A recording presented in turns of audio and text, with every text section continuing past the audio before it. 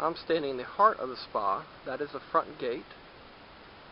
Building 3, new HOA building.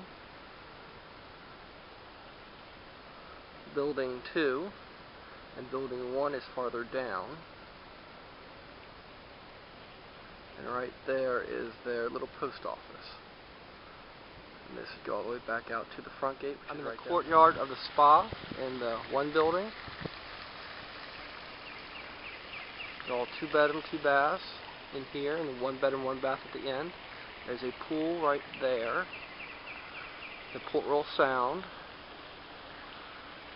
The spa has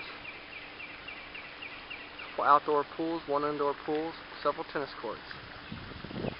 This is a spa, Port Royal Sound. Tides up, it's a more natural beach.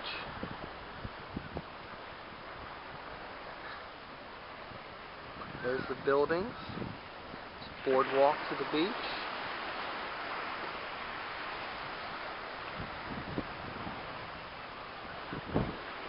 Back down to Port Royal Sound.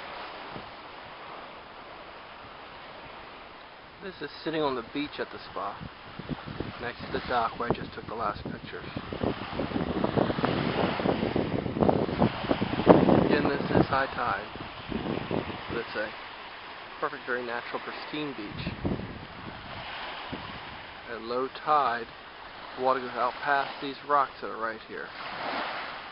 Those rocks are there to help stop beach erosion. This is a typical furnished spa unit. Front door, the kitchen, fridge. This has a mirrored wall, but this is the kitchenette, the balcony to the outside of the Port Royal Sound.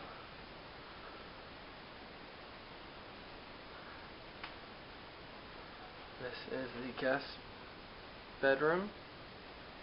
It also has its own outside entrance, so if you want to lock it off, and guest bath.